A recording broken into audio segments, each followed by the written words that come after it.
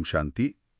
ಪ್ರೀತಿಯ ಆತ್ಮೀಯ ಸಹೋದರ ಸಹೋದರಿಯರೇ, ಇಂದಿನ ದಿನಾಂಕ 8/2/2026 ಬಾಬಾರವರ ಮಧುರ ಮುರಳಿ ಮಂಥನಕ್ಕೆ ತಮಗೆಲ್ಲರಿಗೂ ಹಾರ್ದಿಕ ಸ್ವಾಗತ. ಓಂ ಶಾಂತಿ. ಅಕ್ಕ, ಸಾಮಾನ್ಯವಾಗಿ ಹೀಗೆ ಹೊಸ ವರ್ಷ ಶುರುವಾದಾಗ ಜನ ಎಷ್ಟೆಲ್ಲ ಸಂಕಲ್ಪಗಳನ್ನ ಮಾಡ್ತಾರೆ ಅಲ್ವಾ? ಹೌದು ಹೌದು. ಕೆಲವರು ಈ ವರ್ಷ ಆರೋಗ್ಯನ ಚೆನ್ನಾಗಿ ನೋಡ್ಕೋಬೇಕು ಅಂತಾರೆ. ಸರಿ. ಇನ್ನು ಕೆಲವರು ಏನಾದ್ರೂ ಒಂದು ಹೊಸ ವಿದ್ಯೆ ಕಲಿಬೇಕು ಅಂದ್ಕೊಳ್ತಾರೆ. ಒಂದ್ ರೀತಿಲಿ ಎಲ್ಲರಲ್ಲೂ ಒಂದು ಹೊಸ ಆರಂಭದ ಉತ್ಸಾಹ ಇರುತ್ತೆ. ಖಂಡಿತ. ಆದ್ರೆ ಆ ಉತ್ಸಾಹ ಎಷ್ಟು ದಿನ ಇರುತ್ತೆ ಅನ್ನೋದೇ ದೊಡ್ಡ ಪ್ರಶ್ನೆ. ಅರೆ ಅಲ್ವಾ? ಬಹುತೇಕರ ಸಂಕಲ್ಪಗಳು ಜನವರಿ ತಿಂಗಳು ಮುಗಿಯೋದ್ರೊಳಗೆ ಎಲ್ಲೋ ಮಾಯವಾಗಿರುತ್ತೆ. ಎಲ್ಲಿಂದ ಶುರು ಮಾಡಿದ್ರೋ ಮತ್ತೆ ಅಲ್ಲಿಗೆ ಬಂದು ನಿಂತಿರ್ತಾರೆ. ಆ ಯಶಸ್ಸು ಯಾಕೆ ಸಿಕ್ತಿಲ್ಲ ಅಂತ ಅವ್ರಿಗೂ ಅರ್ಥ ಆಗಲ್ಲ. ನೀವು ಹೇಳಿದ್ದು ಅಕ್ಷರಶಃ ಸತ್ಯ.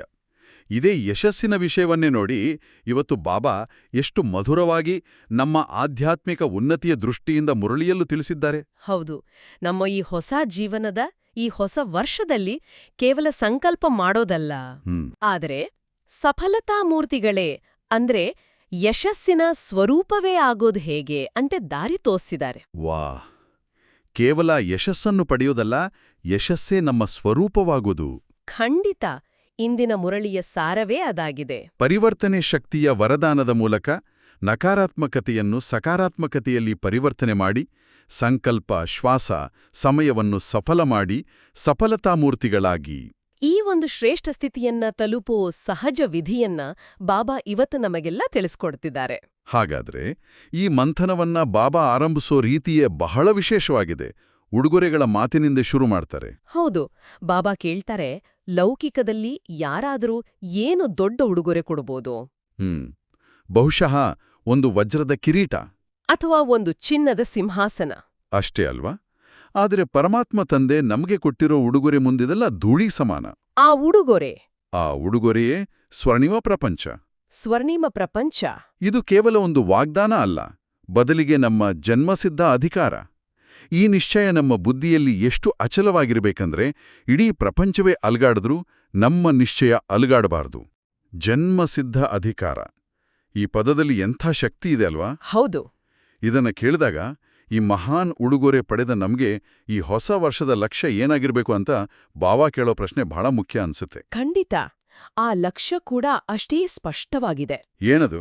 ತಂದೆಯ ಸಮಾನ, ಸಂಪನ್ನ ಮತ್ತು ಸಂಪೂರ್ಣ ಆಗಲೇಬೇಕು. ಇಲ್ಲಿ ಬಾಬಾ ಬಳಸೋ ಪದವನ್ನ ಗಮನಿಸಬೇಕು. ಆಗಬೇಕು ಅಂತಲ್ಲ, ಆಗಲೇಬೇಕು. ಹೌದು. ಇದೊಂದು ದೃಢ ನಿಶ್ಚಯ. ಇದರಲ್ಲಿ ಯಾವುದೇ ಸಂಶಯಕ್ಕೆ, ಯಾವುದೇ ದುರ್ಬಲತೆಗೆ ಅವಕಾಶವೇ ಇಲ್ಲ. ಇದೊಂದು ಆಧ್ಯಾತ್ಮಿಕ ಪ್ರತಿಜ್ಞೆ ತರ.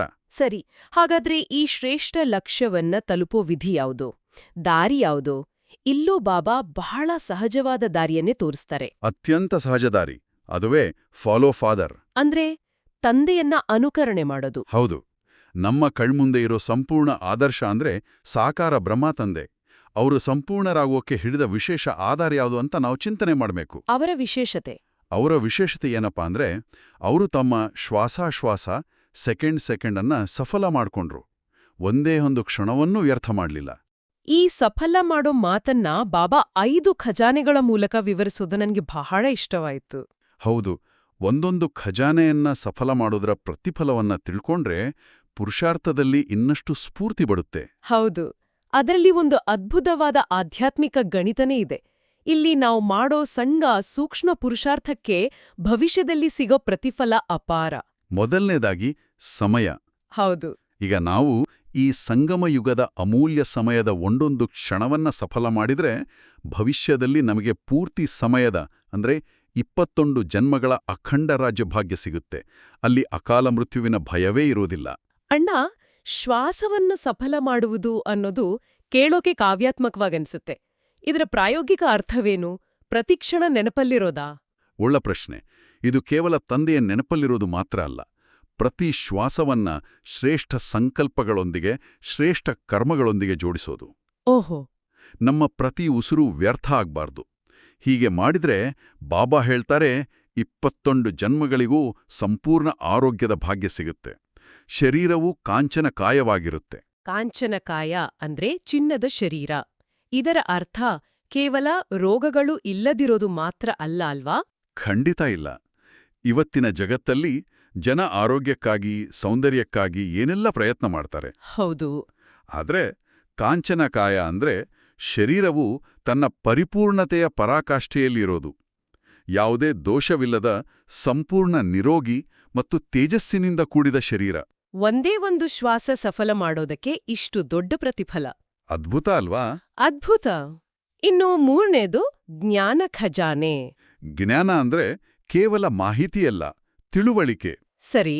ಈ ತಿಳುವಳಿಕೆಯನ್ನ ನಮ್ಮ ಜೀವನದಲ್ಲಿ ಧಾರಣೆ ಮಾಡಿ ಅದನ್ನ ಸೇವೆಯಲ್ಲಿ ಉಪಯೋಗಿಸಿ ಸಫಲ ಮಾಡಿದ್ರೆ ಭವಿಷ್ಯದಲ್ಲಿ ನಾವು ಎಂಥ ರಾಜರಾಗ್ತೀವಿ ಅಂದ್ರೆ ನಮ್ಗೆ ಮಂತ್ರಿಗಳ ಸಲಹೆ ಬೇಕಾಗಲ್ಲ. ಓ.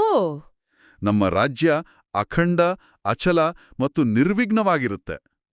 ನಮ್ಮ ನಿರ್ಣಯಗಳೇ ಅಂತಿಮ ಮತ್ತು ಸರ್ವಶ್ರೇಷ್ಠವಾಗಿರುತ್ತೆ. ಇಲ್ಲಿ ಒಂದು ಆಳವಾದ ಸಂಬಂಧ ಇದೆ. ಜ್ಞಾನ ಬುದ್ಧಿಯನ್ನ ಸ್ಪಷ್ಟಗೊಳಿಸುತ್ತೆ. ಹೌದು. ಸ್ಪಷ್ಟ ಬುದ್ಧಿ ಸರಿಯಾದ ನಿರ್ಣಯಗಳನ್ನ ತೆಗೆದುಕೊಳ್ಳುತ್ತೆ. ಅದೇ ಭವಿಷ್ಯದ ಸ್ವರಾಜ್ಯ ಮತ್ತು ವಿಶ್ವರಾಜ್ಯದ ಆಧಾರವಾಗುತ್ತೆ. ಸರಿಯಾಗಿ ಹೇಳಿದ್ರಿ. ಇನ್ನು 4ನೇದು ಶಕ್ತಿಗಳು. ಬಾಬಾರವರಂದು ಪ್ರಾಪ್ತವಾದ ಅಷ್ಟಶಕ್ತಿಗಳನ್ನ ಮೊದಲು ಸ್ವಯಂ ಪ್ರತಿ, ನಂತರ ಅನ್ಯರ ಪ್ರತಿ ಸಫಲ ಮಾಡಿದ್ರೆ, ಅಂದ್ರೆ ನಮ್ಮ ದೌರ್ಬಲ್ಯಗಳನ್ನ ಗೆಲ್ಲೋಕೆ ಮತ್ತೆ ಬೇರೆಯೋರಿಗೆ ಸಹಾಯ ಮಾಡೋಕೆ ಬಳಸಿದ್ರೆ. ಹೌದು, ಆಗ ಭವಿಷ್ಯದಲ್ಲಿ ಪ್ರಕೃತಿಯೂ ಸೇರಿದಂತೆ ಸರ್ವಶಕ್ತಿಗಳು ನಮ್ಮ ಕೈಯಲ್ಲಿರುತ್ತೆ. ಮತ್ತು 5ನೇಯದು ಗುಣಗಳು. ಈಗ ನಾವು ದೈವಿ ಗುಣಗಳನ್ನ ಧಾರಣೆ ಮಾಡಿ ನಮ್ಮ ನಡೆನುಡಿಯಿಂದ ಆ ಗುಣಗಳನ್ನ ದಾನ ಮಾಡಿದ್ರೆ ಅದರ ಫಲ ಎಷ್ಟಿರುತ್ತೆ ಅಂದ್ರೆ ನಮ್ಮ 84ನೇ ಜನ್ಮದ ಜಡಚಿತ್ರಗಳಿಗೂ ಸಹ ಭಕ್ತರು ಸರ್ವಗುಣ ಸಂಪನ್ನ ಅಂತ ಮಹಿಮೆ ಮಾಡ್ತಾರೆ. ಒಂದು ಜನ್ಮದ ಧಾರಣೆ 84 ಜನ್ಮಗಳ ಪೂಜೆ ಮತ್ತು ಮಹಿಮೆ. ಎಂಥ ಅದ್ಭುತ ಪ್ರತಿಫಲ! ಈ 5 ಖಜಾನೆಗಳನ್ನ ನೋಡಿದಾಗ ಒಂದು ವಿಷಯ ಸ್ಪಷ್ಟವಾಗುತ್ತೆ. ಬಾಬಾ ನಮ್ಮ ವರ್ತಮಾನದ ಪ್ರತಿಯೊಂದು ಸೂಕ್ಷ್ಮ ಕರ್ಮವನ್ನ ನಮ್ಮ ಭವ್ಯ ಭವಿಷ್ಯದ ಜೊತೆ ಜೋಡಿಸ್ತಿದ್ದಾರೆ. ಇದು ನಮ್ಮ ಜವಾಬ್ದಾರಿಯನ್ನ ಹೆಚ್ಚಿಸುತ್ತೆ ಅಲ್ವಾ? ಖಂಡಿತ. ಆದ್ರೆ ಈ ಪುರುಷಾರ್ಥದ ಮಾರ್ಗದಲ್ಲಿ ನಡೆಯುವಾಗ ಎಲ್ಲವೂ ಸುಗಮವಾಗಿರಲ್ಲ. ಹೌದು, ವಿರೋಧಗಳು ಬರೋದು ಸಹಜ. ಆಗ ನಮ್ಮ ಸ್ಥಿತಿ ಹೇಗಿರಬೇಕು ಅನ್ನೋದರ ಬಗ್ಗೆ ಬಾಬಾ ಬಹಳ ಸುಂದರವಾಗಿ ತಿಳಿಸಿದ್ದಾರೆ. ಅಪೋಸಿಷನ್ ಬಂದಾಗ ನಮ್ಮ ಪೊಸಿಷನ್ ಕೆಳಗಿಳಿಬಾರ್ದು ಅಂತಾರೆ. ಹೌದು, ಇಲ್ಲಿ ಪೊಸಿಷನ್ ಅಂದ್ರೆ ಲೌಕಿಕ ಪದವಿ ಅಥವಾ ಸ್ಥಾನಮಾನ ಅಲ್ಲ. ಇದು ನಮ್ಮ ಆಂತರಿಕ ಸ್ಥಿತಿ. ಹೌದು, ನಮ್ಮ ಸ್ವಮಾನದ ಸೀಟ್ ಅಂದ್ರೆ ನಾನು ಯಾರು ಅನ್ನೋ ಸ್ಮೃತಿಯಲ್ಲಿ ಸ್ಥಿತವಾಗಿರೋದು. ಇದಕ್ಕೆ ಬ್ರಹ್ಮ ತಂದೆಯ ಜೀವನವೇ ಶ್ರೇಷ್ಠ ಉದಾಹರಣೆಯಲ್ವಾ? ಖಂಡಿತ. ಸ್ಥಾಪನೆಯ ಆರಂಭದಲ್ಲಿ ಅವರು ಒಂಟಿಯಾಗಿದ್ರು. ಇಡೀ ಸಮಾಜ, ಪರಿವಾರ ಎಲ್ಲರೂ ವಿರೋಧವಾಡಿದಾಗಲೂ ಅವರು ತಮ್ಮ ಆತ್ಮಿಕ ಸ್ವರೂಪದ ಮಾಸ್ಟರ್ ಸರ್ವಶಕ್ತಿವಾನ್ ಅನ್ನೋ ಸ್ವಮಾನದ ಸೀಟಲ್ಲಿ ಅಚಲವಾಗಿ ಸ್ಥಿತರಾಗಿದ್ರು. ಅಂದ್ರೆ ಹೊರಗಿನ ವಿರೋಧ ನಮ್ಮ ಆಂತರಿಕ ಸ್ಥಿತಿಯನ್ನ ಅಲುಗಾಡಿಸೋಕೆ ಸಾಧ್ಯವಾಗಬಾರ್ದು. ಸರಿ. ಬಾಬಾ ಒಂದು ಸಿದ್ಧಾಂತವನ್ನೇ ಕೊಡ್ತಾರ. ಎಲ್ಲಿ ಪೊಸಿಷನ್ ಇದೆ ಅಲ್ಲಿ ಅಪೋಸಿಷನ್ ಏನೂ ಮಾಡಕ್ಕೆ ಸಾಧ್ಯ ಇಲ್ಲ. ಮೊದಲು ಬ್ರಹ್ಮ ತಂದೆಯ ಕಾರ್ಯ ನೋಡಿ ಇವರು ಏರುಪೇರು ಮಾಡ್ತಾರೆ ಅಂತಿದ್ದವರೇ ನಂತರ ಇವರು ಅದ್ಭುತ ಮಾಡ್ತಿದ್ದಾರೆ ಅಂತ ಒಪ್ಕೊಂಡ್ರು. ಈ ಪರಿವರ್ತನೆಗೆ ಕಾರಣವೇ ಬ್ರಹ್ಮ ತಂದೆಯವರ ಆ ಅಚಲ ಸ್ಥಿತಿ ಮತ್ತು ದೃಢ ನಿಶ್ಚಯ. ಇದೇ ದೃಢ ನಿಶ್ಚಯವನ್ನ ನಮ್ಮಲ್ಲಿ ತರೋಕೆ ಈ ಹೊಸ ವರ್ಷಕ್ಕಾಗಿ ಬಾಬಾ ಒಂದು ವಿಶೇಷ ವರದಾನವನ್ನೇ ನೀಡ್ತಿದ್ದಾರೆ. ಅದೇ ಪರಿವರ್ತನೆ ಶಕ್ತಿ. ಹೌದು. ಈ ಶಕ್ತಿಯನ್ನ ಪಡೆಯೋ ವಿಧಿ ಯಾವುದು?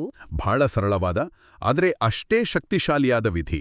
ಯಾವಾಗಾದ್ರೂ ಯಾವುದೇ ನಕಾರಾತ್ಮಕ ಪರಿಸ್ಥಿತಿ ನಮ್ಮುಂದೆ ಬಂದಾಗ ಆ ಪರಿಸ್ಥಿತಿ ಬಗ್ಗೆ ಯೋಚಿಸೋ ಬದಲು ಹೃದಯದಿಂದ ಸಂಪೂರ್ಣ ಅಧಿಕಾರದಿಂದ ಮೇರಾ ಬಾಬಾ ಅಂತ ಕರಿಬೇಕು. ಆಗ ಈ ಪರಿವರ್ತನಾ ಶಕ್ತಿ ನಮ್ಮ ಮುಂದೆ ಸಹಾಯಕ್ಕಾಗಿ ಹಾಜರಾಗುತ್ತೆ. ಅದು ನಮ್ಮ ಜನ್ಮಸಿದ್ಧ ಅಧಿಕಾರವಾಗಿದೆ ಅಂತಾರೆ ಬಾಬಾ. ನಾವು ಸಾಮಾನ್ಯವಾಗಿ ಮಾಡೋ ತಪ್ಪೇನ್ ಗೊತ್ತೇ? ಏನು? ಯಾವುದಾದ್ರೂ ನಕಾರಾತ್ಮಕ ವಿಷಯ ಬಂದ್ರೆ ಅದರಲ್ಲೇ ಸಿಕ್ಕಾಕೊಳ್ತೀವಿ. ಇದು ಯಾಕೆ ಹೀಗಾಯ್ತು, ಯಾರ್ ಮಾಡಿದ್ರು, ಇದನ್ನ ಹೇಗ್ ಸರಿ ಮಾಡೋದು, ಈ ಪ್ರಶ್ನೆಗಳ ಚಕ್ರವ್ಯೂಹದಲ್ಲಿ ಸುತ್ತಾಡ್ತಿರ್ತೀವಿ. ಬಾಬಾ ಹೇಳೋ ಹಾಗೆ ಇದು ಕತ್ಲನ್ನ ಕೋಲಿನಿಂದ ಹೊಡೆದು ಓಡಿಸೋಕೆ ಪ್ರಯತ್ನ ಮಾಡ್ದ ಹಾಗೆ. ಹೌದು, ಅದು ಸಾಧ್ಯನಾ? ಖಂಡಿತ ಸಾಧ್ಯವಿಲ್ಲ. ಕತ್ಲನ್ನ ಓಡಿಸೋಕಿರೋದು ಒಂದೇ ದಾರಿ, ದೀಪವನ್ನ ಬೆಳಗ್ಸೋದು. ಹಾಗೆಯೇ ನಕಾರಾತ್ಮಕತೆಯನ್ನ ಓಡಿಸೋಕೆ ಅದರ ಬಗ್ಗೆ ಚಿಂತಿಸೋದಲ್ಲ, ಬದಲಿಗೆ ಸ್ಮೃತಿಯ ದೀಪವನ್ನ ಬೆಳಗಿಸ್ಬೇಕು. ನಾನು ಮಾಸ್ಟರ್ ಸರ್ವಶಕ್ತಿವಾನ್ ಅನ್ನೋ ಸ್ವಮಾನದ ಸೀಟಿನ ಮೇಲೆ ಕೂತ್ಕೋಬೇಕು. ಬಾಬಾ ಹೇಳೋ ಮಾತೆಷ್ಟು ಸುಂದರವಾಗಿದೆ ನೋಡಿ. ಸೀಟಿನಲ್ಲಿದ್ರೆ ಅಪ್ಸೆಟ್ ಆಗೋದಿಲ್ಲ. ವಾವ್! ಸೀಟಿನಲ್ಲಿರಿ, ಅಪ್ಸೆಟ್ ಆಗ್ಬೇಡಿ. ಅಂದ್ರೆ ಯಾವಾಗ ನಾವು ನಮ್ಮ ಸ್ವಮಾನದ ಆಸನವನ್ನ ಬಿಟ್ಟು ಕೆಳಗಿಳಿದು ಪರಿಸ್ಥಿತಿಯ ಮಟ್ಟಕ್ಕೆ ಬರ್ತೀವೋ ಆವಾಗ್ಲೇ ನಾವು ವಿಚಲಿತರಾಗೋದು. ಸರಿ. ಹಾಗಾಗಿ ಪರಿಸ್ಥಿತಿಯನ್ನ ಬದಲಾಯಿಸೋ ಬದಲು ನಮ್ಮ ಸ್ಥಿತಿಯನ್ನ ಶ್ರೇಷ್ಠವಾಗಿಟ್ಕೊಳ್ಳೋದ್ರ ಕಡೆಗೆ ಗಮನ ಕೊಡಬೇಕು. ಸರಿಯಾಗಿ ಹೇಳಿದ್ರಿ. ಇನ್ನು ಬಾಬಾ ಕೇವಲ ನಾವು ಪಡೆಯೋದ್ರ ಬಗ್ಗೆ ಮಾತ್ರ ಹೇಯಲ್ಲ, ಕೊಡೋದ್ರ ಬಗ್ಗೆನೂ ಹೇಳ್ತಾರೆ. ಆದ್ರೆ ನಾವು ಕೊಡೋ ಉಡುಗೊರೆಗಳು ಲೌಕಿಕ ಅಲ್ಪಕಾಲದ್ದಾಗಿರ್ಬಾರ್ದು, ಅವಿನಾಶಿ ಉಡುಗೊರೆಗಳಾಗಿರ್ಬೇಕು. ಹೌದು, 3 ರೀತಿಯ ಅವಿನಾಶಿ ಉಡುಗೊರೆಗಳ ಬಗ್ಗೆ ತಿಳಿಸಿದ್ದಾರೆ. ಮನಸ ಅಂದ್ರೆ ನಮ್ಮ ಮನಸ್ಸಿನ ಮೂಲಕ ಶಕ್ತಿಗಳ ಉಡುಗೊರೆಯನ್ನ ಕೊಡಬೇಕು. ಅಂದ್ರೆ ನಮ್ಮ ಶುಭ ಭಾವನೆ, ಶುಭ ಕಾಮನೆಗಳ ಮೂಲಕ ವಿಶ್ವಾದ್ಯಂತ ಇರೋ ಆತ್ಮರಿಗೆ ಶಕ್ತಿ ತುಂಬಬೇಕು. ನಮ್ಮ ಸಂಕಲ್ಪಗಳು ಸಹ ಸೇವೆ ಆಗ್ಬೇಕು. ಎರಡನೇದು ವಾಚ, ಅಂದ್ರೆ ಮಾತಿನ ಮೂಲಕ ಜ್ಞಾನದ ಉಡುಗೊರೆಯನ್ನ ನೀಡಬೇಕು. ಸತ್ಯ ಜ್ಞಾನವನ್ನ ನೀಡಿ ಅನೇಕ ಜನ್ಮಗಳಿಂದ ಅಜ್ಞಾನದಲ್ಲಿ ಮುಚ್ಚಿ ಹೋಗಿರೋ ಆತ್ಮರ ಬುದ್ಧಿಯ ಬೀಗವನ್ನ ತೆರಿಬೇಕು. ಇದು ಅತ್ಯಂತ ದೊಡ್ಡ ದಾನ. ಮತ್ತು ಮೂರನೆಯದು ಕರ್ಮಣ, ನಮ್ಮ ಶ್ರೇಷ್ಠ ಕರ್ಮಗಳ ಮೂಲಕ ಗುಣಗಳ ಉಡುಗೊರೆಯನ್ನು ನೀಡಬೇಕು. ನಮ್ಮನ್ನ ನೋಡಿಯೇ ಬೇರೆಯವರಿಗೆ ಪ್ರೇರಣೆ ಸಿಗ್ಬೇಕು. ನಮ್ಮ ಶಾಂತ, ಸ್ಥಿರ ಮತ್ತು ಪ್ರೀತಿಯುಳ್ಳ ವ್ಯಕ್ತಿತ್ವವೇ ಅವರಿಗೆ ದೊಡ್ಡ ಸಂದೇಶವಾಗ್ಬೇಕು. ಈ ಕರ್ಮಣಾ ಸೇವೆಗೆ ಸಂಬಂಧಪಟ್ಟ ಹಾಗೆ ಬಾಬಾ ಒಂದು ಬಹಳ ಮುಖ್ಯವಾದ ಪ್ರಾಯೋಗಿಕ ಧಾರಣೆಯನ್ನು ತಿಳಿಸಿದ್ದಾರೆ. ಏನದು? ಈ ವರ್ಷ ಕ್ರೋಧ ಮತ್ತು ಅದರ ಮಕ್ಕಳಾದ ರೋಬನ್ನ ಅಂದ್ರೆ ಗಡುಸುತನವನ್ನ ಸಂಪೂರ್ಣವಾಗಿ ವಿದಾಯ ಕೊಡಬೇಕು ಅಂತ. ಇದು ಬಹಳ ಕಠಿಣವಾದ, ಅದೇ ಅಷ್ಟೇ ಮುಖ್ಯವಾದ ಧಾರಣೆ. ಯಾಕಂದ್ರೆ ಕೆಲವೊಮ್ಮೆ ನಾವು ಅಂದ್ಕೊಳ್ತೀವಿ, ಸ್ವಲ್ಪ ಜೋರಾಗಿ ಹೇಳ್ದಿದ್ರೆ, ಸ್ವಲ್ಪ ಗಡುಸಾಗಿ ವರ್ತಿಸ್ತಿದ್ರೆ ಯಾರೂ ಸುಧಾರಣೆ ಆಗಲ್ಲ, ಕೆಲ್ಸಗಳು ಸರಿಯಾಗಿ ನಡೆಯಲ್ಲ ಅಂತ. ಆದರೆ ಬಾಬಾ ಒಂದು ಸವಾಲ್ ಹಾಕ್ತಾರೆ. ಕ್ರೋಧದಿಂದ ಅಥವಾ ಗಡುಸುತನದಿಂದ ಯಾರಾದ್ರೂ ಸುಧಾರಣೆ ಆಗಿದಾರಾ? ಆ ಪಟ್ಟಿಯನ್ನ ನನ್ಗೆ ಕುಡಿ ಅಂತ ಕೇಳ್ತಾರೆ. ಸತ್ಯ ಏನಂದ್ರೆ ಯಾರೂ ಸುಧಾರಣೆ ಆಗಲ್ಲ. ಒಂದು ವೇಳೆ ಅವರು ನಮ್ಮ ಮಾತನ್ನ ಕೇಳಿದ್ರೂ ಅದು ಭಯದಿಂದಾಗಿರುತ್ತೆ ಹೊರತು ಹೃದಯಪೂರ್ವಕವಾಗಿ ಅಲ್ಲ. ಹೌದು, ಬದಲಿಗೆ ಅವರು ಮತ್ತಷ್ಟು ಚಿಡಾಯಿಸ್ತಾರೆ ಅಥವಾ ಮನಸ್ಸಲ್ಲೇ ವಿರೋಧ ಮಾಡ್ತಾರೆ. ಹಾಗಾದ್ರೆ ಸರಿಯಾದ ರೀತಿ ಯಾವುದು? ಸದಾ ಮುಗುಳುನಗೆಯ ಮುಖ. ಬಾಬಾ ಹೇಳ್ತಾರೆ, ನಮ್ಮ ಶಾಂತ ಪ್ರೀತಿಯುಳ್ಳ ಮುಖವೇ ಶ್ರೇಷ್ಠ ಸೇವೆ. ಹೌದು, ನಮ್ಮ ಸ್ಥಿತಿಯ ಕಂಪನಗಳು ಮಾತಿಗಿಂತ ಹೆಚ್ಚು ಪರಿಣಾಮಕಾರಿಯಾಗಿರುತ್ತೆ. ನಮ್ಮ ಪ್ರೀತಿಯ ದೃಷ್ಟಿ, ನಮ್ಮ ಮಧುರವಾದ ಮಾತು ಕಲ್ಲನ್ನೂ ಕರಗಿಸಬಲ್ಲದು. ಹಾಗಾದ್ರೆ ಈ ವರ್ಷದ ನಮ್ಮ ದೃಢ ಸಂಕಲ್ಪಗಳು ಬಹಳ ಸ್ಪಷ್ಟವಾಗಿವೆ. ತಂದೆಯ ಸಮಾನರಾಗಲು ಪ್ರತಿ ಕ್ಷಣವನ್ನ, ಪ್ರತಿ ಶ್ವಾಸವನ್ನ, ಪ್ರತಿಯೊಂದು ಖಜಾನೆಯನ್ನ ಸಫಲ ಮಾಡೋದು. ಬಾಬಾ ಕೊಟ್ಟ ಪರಿವರ್ತನಾ ಶಕ್ತಿಯ ವರದಾನವನ್ನ ಅಧಿಕಾರದಿಂದ ಕಾರ್ಯದಲ್ಲಿ ಉಪಯೋಗಿಸೋದು. ಮತ್ತು ಎಂಥದ್ದೇ ವಿರೋಧ ಬಂದ್ರೂ ನಮ್ಮ ಸ್ವಮಾನದ ಸೀಟಲ್ಲಿ ಅಚಲವಾಗಿ ಸ್ಥಿತರಾಗಿರೋದು. ಖಂಡಿತ.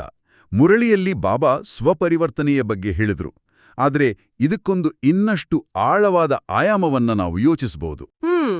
ಒಬ್ಬ ವ್ಯಕ್ತಿಯ ಸ್ಥಿರ, ಶಾಂತ ಮತ್ತು ಪ್ರೀತಿಯುಳ್ಳ ಮುಖವು ಯಾವುದೇ ಮಾತನಾಡುವ ಅಗತ್ಯವಿಲ್ಲದೆ ಇತರರಲ್ಲಿ ಪರಿವರ್ತನೆಯ ಬೀಜವನ್ನ ಹೇಗೆ ಬಿತ್ತಬಹುದು?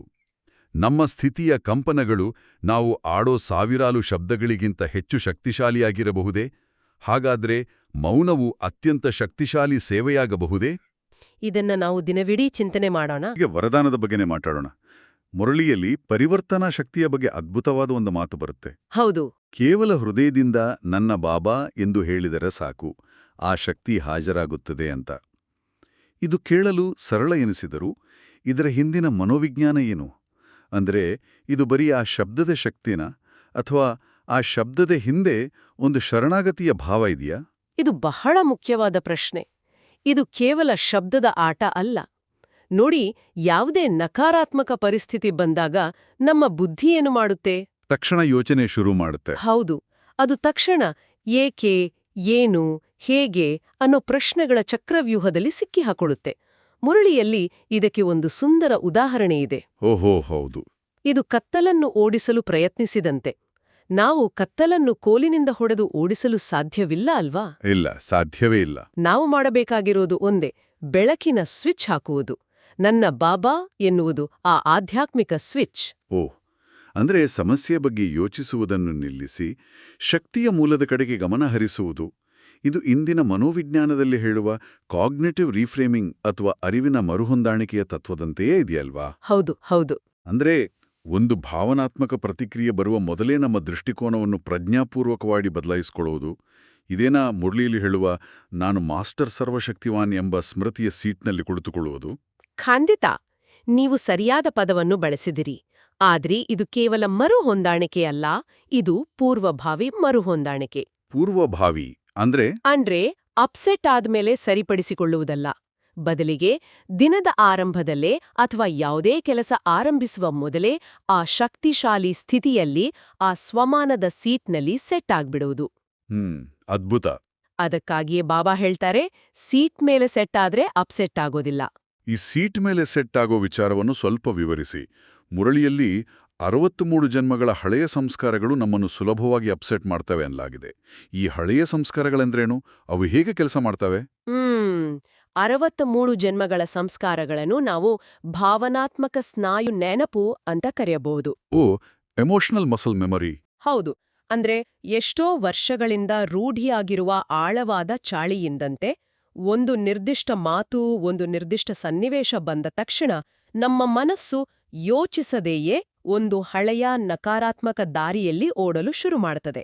ಒಂದು ಉದಾಹರಣೆ ಕೊಡಿ. ಉದಾಹರಣೆಗೆ, ಯಾರಾದ್ರೂ ನಮ್ಮ ಕೆಲಸವನ್ನು ಟೀಕಿಸಿದ್ರೆ ತಕ್ಷಣ ಕೋಪ ಅಥವಾ ನಿರಾಸೆ ಬರುವುದು. ಈ ಸ್ವಮಾನದ ಸೀಟು ಆ ಹಳೆಯ ಸ್ನಾಯು ನೆನಪನ್ನು ಮೀರಿ ಒಂದು ಹೊಸ ಶಕ್ತಿಶಾಲಿ ಪ್ರತಿಕ್ರಿಯೆಯನ್ನು ನೀಡಲು ಸಹಾಯ ಮಾಡುತ್ತದೆ. ಇದು ಪ್ರಜ್ಞಾಪೂರ್ವಕವಾಗಿ ಹಳೆಯ ದಾರಿಯನ್ನು ಬಿಟ್ಟು ಹೊಸ ದಾರಿಯನ್ನು ಆಯ್ಕೆ ಮಾಡಿಕೊಳ್ಳುವ ಪ್ರಕ್ರಿಯೆ. ಹಾಗಾದರೆ ಈ ಪರಿವರ್ತನಾ ಶಕ್ತಿಯನ್ನು ಪ್ರಾಯೋಗಿಕವಾಗಿ ಬಳಸುವುದು ಹೇಗೆ ಎಂಬುದಕ್ಕೆ ಇಂದಿನ ನಿರ್ದಿಷ್ಟ ವರದಾನವೇ ಒಂದು ಉತ್ತಮ ಉದಾಹರಣೆ ಅಲ್ವಾ? ಖಂಡಿತ. ಪ್ರತಿಯೊಬ್ಬರ ಸಲಹೆಗೆ ಗೌರವ ಕೊಟ್ಟು ವಿಶ್ವದ ಮೂಲಕ ಗೌರವವನ್ನು ಪ್ರಾಪ್ತಿ ಮಾಡಿಕೊಳ್ಳುವಂತಹ ಬಾಲಕನಿಂದ ಮಾಲೀಕಾಭವ. ಇದು ಆ ಪರಿವರ್ತನಾ ಶಕ್ತಿಯ ಒಂದು ಪ್ರಾಯೋಗಿಕ ಅನ್ವಯ. ಹೌದು, ಇದು ನೇರವಾದ ಅನ್ವಯ. ಇಲ್ಲಿ ಬಾಬಾ ನಮ್ಮ ವೃತ್ತಿ ಮತ್ತು ದೃಷ್ಟಿ ಎರಡನ್ನೂ ಪರಿವರ್ತಿಸಲು ಹೇಳುತ್ತಿದ್ದಾರೆ. ಯಾರಾದರೂ ನಮಗೆ ಸಲಹೆ ನೀಡಿದಾಗ ನಮ್ಮ ಮೊದಲ ಪ್ರತಿಕ್ರಿಯೆ ಸಾಮಾನ್ಯವಾಗಿ ಅದನ್ನು ವಿಶ್ಲೇಷಿಸುವುದು ಸರಿನಾ ತಪ್ಪಾ ಅಂತ. ಹೌದು, ಅಥವಾ ತಿರಸ್ಕರಿಸುವುದಾಗಿರ್ತದೆ. ಆದ್ರೆ ಬಾಬಾ ಹೇಳುತ್ತಾರೆ, ಸಲಹೆಯನ್ನು ಸ್ವೀಕರಿಸುವಾಗ ಬಾಲಕನಂತೆ ವಿನಮ್ರರಾಗಿರಿ. ಅಂದ್ರೆ ಅವರ ಮಾತಿನಲ್ಲಿರುವ ಭಾವನೆಗೆ, ಅವರ ಕಳಕಳಿಗೆ ಗೌರವ ಕೊಡಿ. ಇಲ್ಲಿ ನನಗೊಂದು ಪ್ರಶ್ನೆ ಮೂಡುತ್ತೆ. ಕೆಲವೊಮ್ಮೆ ಯಾರಾದರೂ ನಿರಂತರವಾಗಿ ತಪ್ಪು ಅಥವಾ ಹಾನಿಕಾರಕ ಸಲಹೆಗಳನ್ನು ನೀಡುತ್ತಿದ್ದರೆ ಏನು ಮಾಡುವುದು? ಬಹಳ ಮುಖ್ಯವಾದ ಪ್ರಶ್ನೆ. ಆಗಲೂ ವಿನಮ್ರ ಬಾಲಕನಂತೆ ಇರುವುದು ನಮ್ಮನ್ನು ಅಥವಾ ಸಂಸ್ಥೆಯನ್ನು ತಪ್ಪುದಾರಿಗೆ ಎಳೆಯುವುದಿಲ್ವೇ? ಈ ಬಾಲಕ ಸೋ ಮಾಲೀಕ ಸ್ಥಿತಿಯನ್ನು ಸಮತೋಲನದಲ್ಲಿ ಇಡುವುದು ಹೇಗೆ? ಎಲ್ಲಿ ಇದರ ಗೆರೆ ಎಳೆಯಬೇಕು? ಅತ್ಯುತ್ತಮವಾದ ಪ್ರಶ್ನೆ. ಇದೇ ಈ ವರದಾನದ ಸೌಂದರ್ಯ. ಬಾಬಾ ಕೇವಲ ಬಾಲಕನಾಗಲು ಹೇಳುವುದಿಲ್ಲ, ಬಾಲಕ ಸೋ ಮಾಲೀಕ ಆಗಲು ಹೇಳ್ತಾರೆ. ಸರಿ.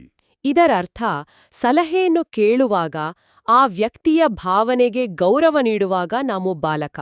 ನಮ್ಮಲ್ಲಿ ಅಹಂಕಾರವಿರುವುದಿಲ್ಲ. ಓಕೆ. ಆದ್ರೆ ಅಂತಿಮ ನಿರ್ಣಯವನ್ನು ತೆಗೆದುಕೊಳ್ಳುವಾಗ ನಾವು ಸಂಪೂರ್ಣ ಮಾಲೀಕ. ಅಂದರೆ ಜ್ಞಾನದ ಆಧಾರದ ಮೇಲೆ ಎಲ್ಲರ ಕಲ್ಯಾಣವನ್ನು ಗಮನದಲ್ಲಿಟ್ಕೊಂಡು ಜವಾಬ್ದಾರಿಯುತವಾಗಿ ನಿರ್ಧಾರ ತೆಗೆದುಕೊಳ್ತೇವೆ. ಅಂದ್ರೆ ಸಲಹೆಯನ್ನು ತಿರಸ್ಕರಿಸುವುದಕ್ಕೂ ಸಲಹೆ ನೀಡಿದ ವ್ಯಕ್ತಿಯನ್ನು ತಿರಸ್ಕರಿಸುವುದಕ್ಕೂ ವ್ಯತ್ಯಾಸವಿದೆ. ನಿಖರವಾಗಿ. ನಾವು ಅವರ ಸಲಹೆಯನ್ನು ಒಪ್ಪದಿದ್ದರೂ ಅದನ್ನು ನೀಡಿದ ಅವರ ಉದ್ದೇಶಕ್ಕೆ ಗೌರವ ನೀಡಬಹುದು. ಇದರಿಂದ ಸಂಬಂಧಗಳು ಹಾಳಾಗೋದಿಲ್ಲ. ಖಂಡಿತ. ಅವರ ಮಾತುಗಳು ನಮಗೆ ವ್ಯರ್ಥವೆನಿಸಿದರೂ ಮೊದಲು ಅವರಿಗೆ ಗೌರವ ನೀಡಿ ನಂತರ ಪ್ರೀತಿಯಿಂದ ಶಿಕ್ಷಣ ನೀಡಿ ಎಂದು ಬಾಬಾ ಹೇಳುತ್ತಾರೆ. ಇದರಿಂದ ನಮ್ಮ ವೃತ್ತಿಯೂ ಶುದ್ಧವಾಗಿರುತ್ತದೆ ಮತ್ತು ನಮ್ಮ ನಿರ್ಧಾರವು ಎಲ್ಲರಿಗೂ ಸ್ವೀಕಾರಾರ್ಹವಾಗುತ್ತದೆ. ಈ ಸಂಸ್ಕಾರವೇ ನಮಗೆ ವಿಶ್ವದಿಂದ ಗೌರವವನ್ನು ತಂದುಕೊಡುತ್ತದೆ. ಹೀಗೆ ನಾವು ನಮ್ಮ ದೃಷ್ಟಿ ಮತ್ತು ವೃತ್ತಿಯನ್ನು ಪರಿವರ್ತಿಸಿಕೊಂಡಾಗ ಎದುರಿನವರು ಪರಿವರ್ತನೆಯಾಗುತ್ತಾರೆ.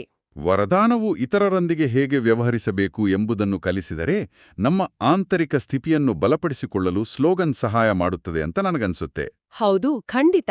ಇಂದಿನ ಸ್ಲೋಗನ್ ಮಸ್ತಕದಲ್ಲಿ ಸದಾ ಜೊತೆ ಅಂದರೆ ಸತ್ಯ ಸಂಘದ ಸ್ಮೃತಿಯ ತಿಲಕವನ್ನಿಟ್ಟುಕೊಳ್ಳುವುದೇ ಸುಮಂಗಲಿಯ ಲಕ್ಷಣವಾಗಿದೆ. ಈ ಒಂದು ಸಣ್ಣ ವಾಕ್ಯ ದಿನವಿಡೀ ನಮ್ಮನ್ನು ಹೇಗೆ ರಕ್ಷಿಸುತ್ತೆ? ಹೌದು, ಈ ಸ್ಮೃತಿಯ ತಿಲಕ ಒಂದು ಆಧ್ಯಾತ್ಮಿಕ ರಕ್ಷಾ ಕವಚ. ಇದೊಂದು ಕೇವಲ ಕಾವ್ಯಾತ್ಮಕ ಕಲ್ಪನೆಯಲ್ಲ. ಹಾಗಂದ್ರೆ? ನೆನಪಿದೆಯಾ, ಹಿಂದೆಲ್ಲ ಯುದ್ಧಕ್ಕೆ ಹೋಗುವಾಗ ರಾಜರಿಗೆ ವಿಜಯದ ತಿಲಕವನ್ನು ಇಡುತ್ತಿದ್ದಲು. ಅದು ಅವರ ಮನೋಬಲವನ್ನು ಹೆಚ್ಚಿಸುತ್ತಿತ್ತು. ಹೌದು, ನಿಜ. ಹಾಗೆಯೇ ಈ ಸ್ಮೃತಿಯ ತಿಲಕವು ದಿನದ ಸವಾಲುಗಳನ್ನು ಎದುರಿಸುವಾಗ ನಮ್ಮ ಮನೋಬಲವನ್ನು ಸ್ಥಿರವಾಗಿಡುತ್ತದೆ. ನಾವು ಒಗ್ರೇ ಇಲ್ಲ, ಸರ್ವಶಕ್ತಿವಂತ ತಂದೆ ನಮ್ಮ ಜೊತೆಗಿದ್ದಾರೆ ಎಂಬ ಅರಿವು ನಮ್ಮನ್ನು ಯಾವುದೇ ಪರಿಸ್ಥಿತಿಯಲ್ಲಿ ಧೈರ್ಯಗೆಡದಂತೆ ನೋಡಿಕೊಳ್ಳುತ್ತದೆ. ಮುರಳಿಯಲ್ಲಿ ಕ್ರೋಧ ಮತ್ತು ಅದರ ಮಕ್ಕಳಿಗೆ ಅಂದ್ರೆ ಆವೇಶಕ್ಕೆ ಸಂಪೂರ್ಣ ವಿದಾಯ ನೀಡಲು ಹೇಳಲಾಗಿದೆ. ಈ ತಿಲಕದ ಸ್ಮೃತಿಯು ಆವೇಶವನ್ನು ನಿಯಂತ್ರಿಸಲು ಹೇಗೆ ಸಹಾಯ ಮಾಡುತ್ತದೆ? ಒಂದು ಸಣ್ಣ ಅನುಭವ ಹೇಳುತ್ತೇನೆ. ಮೊನ್ನೆ ಒಂದರ ಹಿಂದೆ ಒಂದರಂತೆ ಒತ್ತಡದ ಸಭೆಗಳಿದ್ದವು. ಎಲ್ಲರೂ ಆತಂಕದಲ್ಲಿದ್ದರು. ಆಗ ನಾನು ಸುಮ್ನೆ ನನ್ನ ಮನಸ್ಸಿನಲ್ಲಿ ನನ್ನ ಮಸ್ತಕದಲ್ಲಿರುವ ಆ ಜ್ಯೋತಿರ್ಬಿಂದುವಿನ ಮೇಲೆ ಗಮನವಿಟ್ಟು, ಇದು ನನ್ನ ಶಾಂತಿಯ ವಲಯ, ಇಲ್ಲಿ ಯಾರಿಗೂ ಪ್ರವೇಶವಿಲ್ಲ ಅಂತ ಸಂಕಲ್ಪ ಮಾಡ್ಕೊಂಡೆ. ಓ, ಇದು ನಿಜವಾಗಿಯೂ ಕೆಲಸ ಮಾಡುತ್ತಾ? ಇದು ಕೇಳಲು ಹಾಸ್ಯಾಸ್ಪದ ಎನಿಸಬಹುದು, ಆದರೆ ಅದು ನಿಜವಾಗಿಯೂ ಕೆಲಸ ಮಾಡಿತು. ಹೊರಗಿನ ಆತಂಕ ನನ್ನನ್ನು ಮುಟ್ಟದಂತೆ ಆ ಸ್ಮೃತಿಯ ತಿಲಕ ತಡೆಯಿತು. ಯಾವಾಗ ನಮ್ಮ ಜೊತೆ ಪರಮಾತ್ಮನಿದ್ದಾನೆ ಎಂಬ ಅರಿವಿರುತ್ತದೆಯೋ ಆಗ ಆವೇಶಕ್ಕೆ ಜಾಗವೇ ಇರುವುದಿಲ್ಲ. ನಮ್ಮ ಪ್ರತಿಕ್ರಿಯೆ ಸಹಜವಾಗಿಯೇ ಶಾಂತ ಮತ್ತು ಶಕ್ತಿಯುತವಾಗಿರುತ್ತದೆ. ಅಂದರೆ ಈ ಸ್ಲೋಗನ್ ಒಂದು ಕಾಗ್ನಿಟಿವ್ ಆಂಕರ್ ಅಥವಾ ಅರಿವಿನ ಲಂಗರಿನಂತೆ ಕೆಲಸ ಮಾಡುತ್ತೆ. ದಿನದ ಗಡಿಬಿಡಿಯಲ್ಲಿ ನಮ್ಮ ಮನಸ್ಸು ಅತ್ತಿತ್ತ ಹೋದಾಗ ಈ ಒಂದು ಸಣ್ಣ ಸ್ಮೃತಿಯು ನಮ್ಮನ್ನು ಮತ್ತೆ ಸ್ಥಿರಸ್ಥಿತಿಗೆ ಎಳೆದು ತರ್ತದೆ. ಖಂಡಿತ. ಇದು ನಮ್ಮನ್ನು ಸಹಜವಾಗಿಯೇ ಗುಣಮೂರ್ತಿ, ಜ್ಞಾನಮೂರ್ತಿ ಮತ್ತು ಶಕ್ತಿ ಸ್ವರೂಪರನ್ನಾಗಿ ಮಾಡ್ತದೆ. ಹೌದು, ಇದು ನಮ್ಮ ಆಂತರಿಕ ಶಕ್ತಿಯನ್ನು ಜಾಗೃತವಾಗಿರುತ್ತದೆ ಮತ್ತು ಹೊರಗಿನ ನಕಾರಾತ್ಮಕ ಪ್ರಭಾವಗಳಿಂದ ನಮ್ಮನ್ನು ರಕ್ಷಿಸುತ್ತದೆ. ದಿನವಿಡೀ ಇದನ್ನು ನೆನಪಿಟ್ಟುಕೊಳ್ಳುವುದು ಒಂದು ಶ್ರೇಷ್ಠ ಪುರುಷಾರ್ಥ.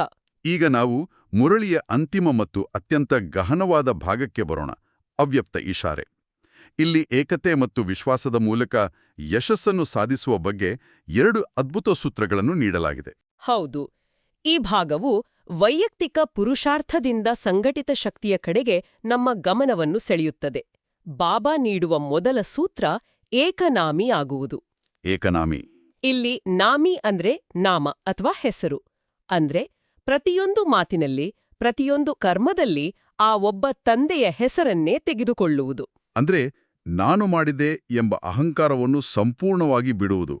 ಪ್ರತಿಯೊಂದು ಯಶಸ್ಸಿನ ಶ್ರೇಯಸ್ಸನ್ನು ಆ ಒಬ್ಬ ತಂದೆಗೆ ನೀಡುವುದು. ಇದು ಸಂಘಟನೆಯಲ್ಲಿ ಏಕತೆಗೆ ಹೇಗೆ ಸಹಾಯ ಮಾಡುತ್ತದೆ?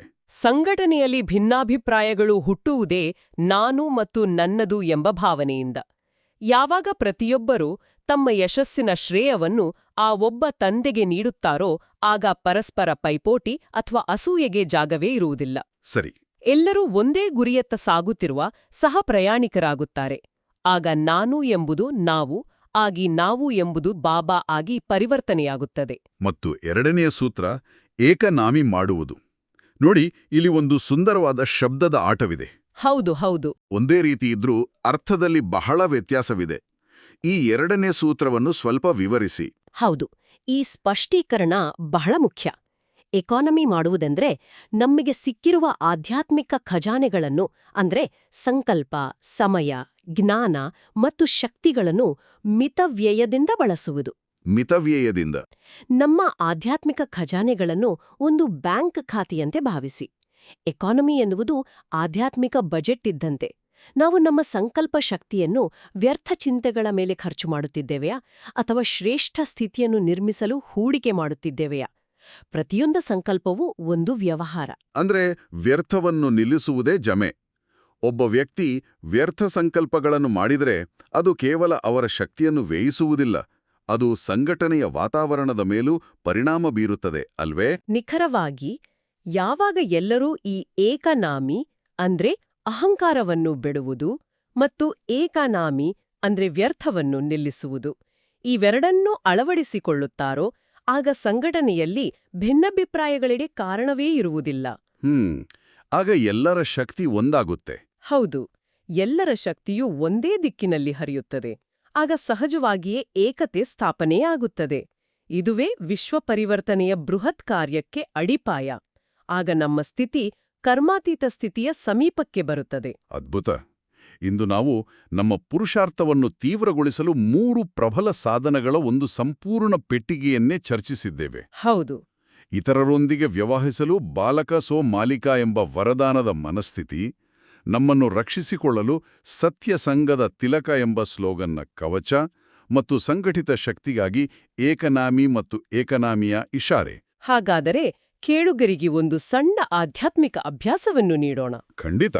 ಇಂದಿನ ದಿನದಲ್ಲಿ ನೀವು ಯಾರೊಂದಿಗಾದರೂ ಮಾತನಾಡುವಾಗ ಅವರು ಹೇಳಿ ಮುಗಿಸಿದ ನಂತರ ಪ್ರತ್ಯುತ್ತರ ನೀಡುವ ಮೊದಲು ಕೇವಲ ಒಂದು ಕ್ಷಣ ನಿಲ್ಲಿ. ಅವರ ಮಾತಿಗೆ ಮತ್ತು ಭಾವನೆಗೆ ನಿಮ್ಮ ಮನಸ್ಸಿನಲ್ಲೇ ಸಂಪೂರ್ಣ ಗೌರವ ನೀಡಿ ನಂತರ ಮಾತನಾಡಿ. ಆ ಸಂವಾದದ ಶಕ್ತಿಯು ಹೇಗೆ ಬದಲಾಗುತ್ತದೆ ಎಂಬುದನ್ನು ನೀವೇ ಅನುಭವಿಸಿ. ತುಂಬ ಒಳ್ಳೆಯ ಅಭ್ಯಾಸ.